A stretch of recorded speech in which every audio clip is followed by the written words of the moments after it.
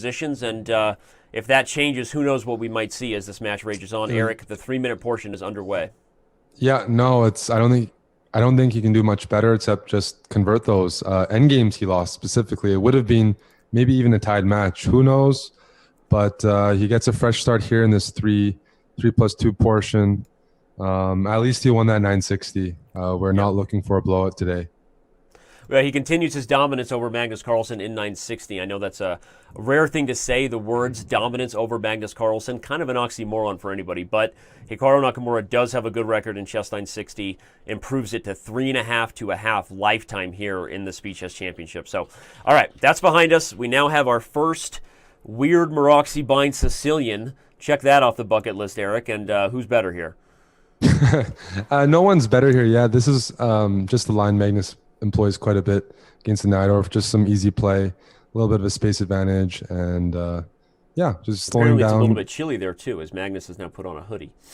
So, so explain the positional essence of this structure, because one thing I always wonder about is, so White doesn't have the light square bishop, which is normally hemmed in by this c4 pawn, but in giving up that bishop, he's got more space and a more rapid development, right? So he's given up this bishop, and it changes the dynamics of what's normally a slower type of Maroxy bind. Here White has the E file and maybe even the C file, right? This is a much more tactical game than we would normally see in this structure. Yeah, I was going to talk about the positional goals and whatnot, but Magnus is going for... well, you're going to see some similarities maybe to even a Mora gambit where Black's up a few pawns, but White is looking to sacrifice on like E6, for example. Yep. It's going to have to be quick. Bishop E7 and castles is coming very, very soon. So we'll see what happens there. Well, do you consider just letting Black get castled and starting to rush the queenside pawns here, or is there some other way to use the E file? I don't think so. I don't think that's enough. I think, I mean, how do you even rush it? Yeah. Yeah, the C3 pawn is very strong. The knight on D5 is very strong. Bishop E7 is coming. Black's up a pawn. White's looking to stop that. So as Magnus thinks about it, everyone take immediate note that we are now in the 3-minute portion. That means they are already under 3 minutes. That's why this thing only gets more fun as we go, so don't go anywhere. In fact, bring your friends. What number are we on Twitch right now? I don't know, but let's continue to try to get more viewers in here. I like this move, Rook D1. Yeah, he's got knight F5 shots. Knight F5, right? Knight F5, and some sacrifices, even on D5. Yeah. This is the idea, everybody. He's hitting D6, and if Black takes it, then there's moves like Rook takes D5, or even Rook E1 in some positions, winning the queen. So in an ideal match, I'd say Hikaru should play a little bit faster. He's been really low on time in a few of those endgames, which I'm sure had a was a factor, but I'm not sure he can play faster and get those positions, right? That's what I'm not sure about. That's the catch-22 of Magnus Carlsen, right? You want to play faster so that you have more time in the critical moment, but if you don't use time, you may not even be on the board in that moment because you got to play good chess all around. It's like Magnus has been posing such serious problems even in bad positions, but the clock has always been lurking around. Here, though, Magnus is down to a minute and 25, which if he's low on time, it's almost always because something didn't go according to plan. Yeah, he doesn't take time just for fun. And now Hikaru has several moves that are coming, including just H6 or even F6 in some positions to kick the bishop and just try to get castled. F6, yeah. Well, I mean, it's dangerous. There's Ben Feingold in the Ben is in the chat, so I'm not the one predicting F6.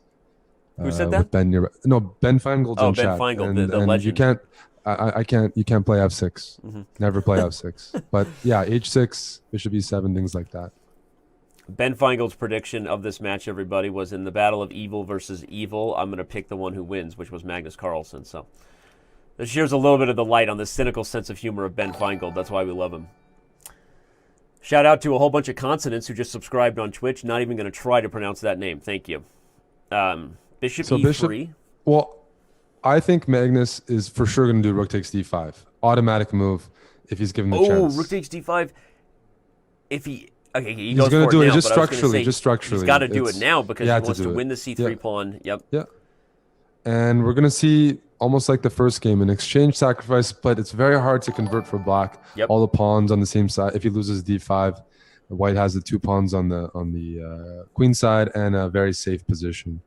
A Hey, good Brett. read by Magnus, and I don't think Yep. Hikaru could have avoided it. So now it's just rolling with the punches. Interesting king of 7 move there. Now he's really hmm risking that his king. So now the white is maybe going to keep the rooks on the board. Hmm. He's going to shift his rook to the D file or the E file, and it's going to be, well, I like what Magnus is doing. Again, easier to play position. The one thing he's got to catch up on time, but with the rooks on the board, I think that increases white's compensation for sure. Yep. Maybe You can- knight e2 now. Maybe you a4. Maybe you knight relocate f4. the knight to the king side, and everything about this position is coming together. It's he reads the position so quickly, Magnus, that he might be in trouble. He immediately looks for a way to make things practically easier to play and avoid some. Yeah, his sense there is really remarkable. Now that's a 'Cause this risky is now very move easy that to gives play. up h7. Everybody, yeah. And Magnus says, "I'll take that. Thank you very much." In good Yasser Serouan form, gobble the pawn as soon as I can. And here comes knight d4 with tempo on the next move. Oh, yeah. Yeah, he's so willing knight to give up the d4. a pawn, and I think Magnus Queen is gonna. takes. If queen Magnus is takes gonna go to work over here on the a2, king. there's knight e6, there's knight f5. Maybe you even play a move like h3 or h4 just to not worry about the back rank, and he's done it. But prefer white's position For sure. strongly. I mean, now he's not even down material with 2 pawns for the exchange. I mean, mathematically, white is in control as well as having all the pieces on all the right spots. Well, see, I've been a bit more silent because it started off good, 1.5, but my prediction is the worst prediction so far of the match. Well, it's Did not okay. We won't hold it against you. And we'll, it's Magnus Carlsen. He does that to predictions, and he makes some of Reigning the world smartest champion. people in the world look silly. Yeah, That's what he does. Okay, now 2 passed pawns are better than 1. Maybe just b4. b4. Yeah, But b4, I'm going to play rooks. I'm going to play d4 and rooks. probably Rook c4 and b3 d4. even. Because if Rook b5, b3, you bishop have rook c5. b4. Bishop. Ooh, even That's bishop b6. Interesting. if rook b8, he's going to put his bishop back on c5. He just wants to put that. He wants to put Rook that on a rook on worse an awkward place. square. Yeah. But the risk of bishop c... Okay, now both pawns are hanging unless you play bishop a5. Okay, he's giving up the b for the d pawn. And again, white's the only one pressing here. Yep. The bishop on gonna b6 is try so to- useful, everybody. Not only does it guard a5, it also guards f2, eliminating any chances that these rooks Yes. do something. And Yeah. just really instructive to see how the pieces are well coordinated, everybody protecting each other. King g2, h4, put the rook on d7. Okay, probably best play is still a draw here, but Oh yeah, no. I but don't again, think it's as you anything said, more I than mean, that. really Magnus is the only one who can win despite being down the exchange. Maybe bishop e3. Try to play rook d7 and h6. If rook e2 here, maybe king f3. I would like to get in rook d7 h6, but it's going to be hard. So we might see a repetition Yeah. for sure, without any mistakes. That this is quite balanced. Black's done the right thing here in the way his rooks are, just harassing. White's king can't really join this pawn on h5. There's not really progress from either side here. Yep. But it's one of those positions. It's like black can't even try. Magnus might be low on time. I don't even see the attempt. It's very similar to that first game we had in the match with the exchange up. Yeah, and this is unfortunately for Hikaru, even though he's up a minute here, all the time that comes off that total game clock you see there, everybody, 51 minutes, just gets Magnus closer to a victory. So if Magnus Carlsen is Sauron, then we need more men, Aragorn. We need more men because Hikaru does not have enough right now. For those of you who don't follow either of these guys on Twitter, you don't know the tweet, but legendary tweet by Hikaru referring to Magnus Carlsen as the Sauron of the world of chess. Okay, this is just a game of let's poke and prod. And, I mean, I'm seeing if anything changes. G4 is a bit more commitment there. Maybe a bit more ambitious. Maybe he wants to go G5 on a good day. Oh, he's done it, and he wants to play Bishop D4. I think Bishop. What? Ooh. Oh, it was pinned. Maybe we both messed that up. I think we might have both missed that. It was pinned. Okay, yeah, but it's again still should be a draw. But with G7 falling, you have to be a little careful if you're Magnus. King F8, Bishop F6. Okay, I'm Bishop 6 expecting is important. Rook F5. Rook F5 and Rook D2.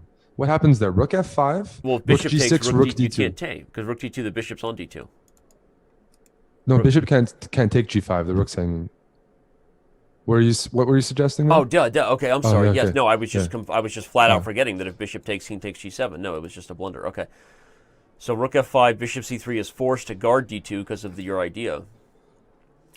But then probably we just rinse and repeat here. Yeah. And yeah. Yeah.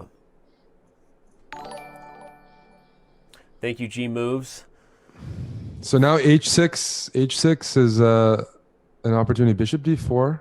Yeah, Magnus doesn't want the draw mainly because with this h pawn, there's still wait, chances. h6. Why H6 not is, h6? no, this is looking. Well, this is a good move too. This is uncomfortable for Hikaru, whose king is on the wrong side. Magnus just sort of taking his time before rushing. He declined a draw. That's what it says there. But okay. Okay, now this is and the peaceful result will be agreed. Will be agreed to momentarily. Yep. Okay, well, not without fireworks at different points, but over.